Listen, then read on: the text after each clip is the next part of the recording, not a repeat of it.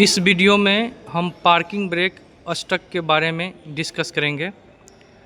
जब भी इन रूट में पार्किंग ब्रेक स्टक होता है तो सबसे पहले हमारा दायित्व होता है कि कम से कम समय में पार्किंग ब्रेक को किस तरह से रिलीज करें और गाड़ी को बढ़ाएं। सबसे पहले TCMS में हम ये आइडेंटिफाई करेंगे कि कौन सा कोच में पार्किंग ब्रेक स्टक हुआ है। जिस भी कोच में पार्किंग ब्रेक स्टक होगा उसके नीचे में आएंगे और B01 बॉक्स को सबसे पहले हम ओपन करेंगे। B00 बॉक्स ओपन करने के बाद हम देख रहे हैं कि यहाँ पे रेड कलर का 3 नॉब है, 1 नॉब, 2 नॉब, 3 नॉब। इस तीनों नॉब का डिफरेंट नेमिंग है जो इस पे इंडिकेट किया गया है। ये बीच वाले नॉब है जिसको हम B05 से देख सकते हैं। पार्किंग ब्रेक को आइसोलेट करने के लिए B05 नॉब को हमें परपेंडिकुलर घुमा देना है। जब B05 नॉब को हम परपेंडिकुलर घुमाते हैं तो पार्किंग ब्रेक का जो है वो आइसोलेट होता है।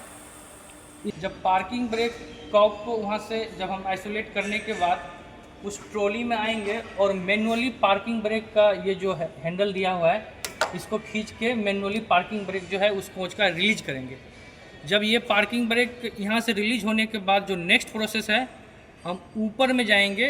ऊपर में जो पैनल दिया हुआ है उस पैनल में जाएंगे, वहाँ से पार्किंग ब्रेक का MCB को डाउन करेंगे, MCB को ऑफ करेंगे। MCB ऑफ करने के बाद फिर एक नेक्स्ट स्टेप में ड्राइवर कैब में जाएंगे, वहाँ से TCMS में पार्किंग ब्रेक को ओवरराइड करेंगे।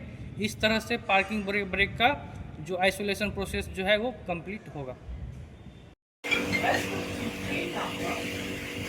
पार्किंग ब्रेक का जो MCB है DTC कोचेज में CRW पैनल में होता है और बाकी कोचेस में ECC पैनल में होता है। तो इधर हम DTC कोच में है तो DTC कोच का CRW पैनल ओपन करेंगे। CRW पैनल ओपन करने के बाद हम यहाँ पे पार्किंग ब्रेक का MCB देख रहे हैं। एक है पार्किंग ब्रेक और दूसरा है पार्किंग ब्रेक ट्रेन लाइनिंग। तो पार्किंग ब्रेक ट्रेन लाइनिंग हो गया, पूरा कोच का MCB हो जाता है इसके अंदर। और पार्किंग ब्रेक का है तो पार्किंग ब्रेक का MCB को क्या करेंगे, हम डाउन करेंगे। वहाँ से पार्किंग ब्रेक के MCB ऑफ करने के बाद हम TCMS पैनल में आएंगे और पार्किंग ब्रेक जो अप्लाइड है वहाँ पे क्लिक करेंगे। क्लिक करने के बाद जो हमको ऑप्शन आता है पार्किंग ओवरराइड सेटिंग।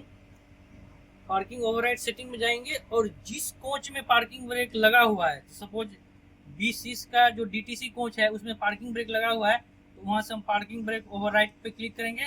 तो इधर से ओवरराइड पर जब हम क्लिक करेंगे तो कंफर्म करने को बोलेगा, हम कंफर्म करेंगे। वहाँ से हमको पार्किंग ब्रेक क्या हो जाएगा, ओवरराइड हो जाएगा। ये ओवरऑल पार्किंग ब्रेक का प्रोसेस है।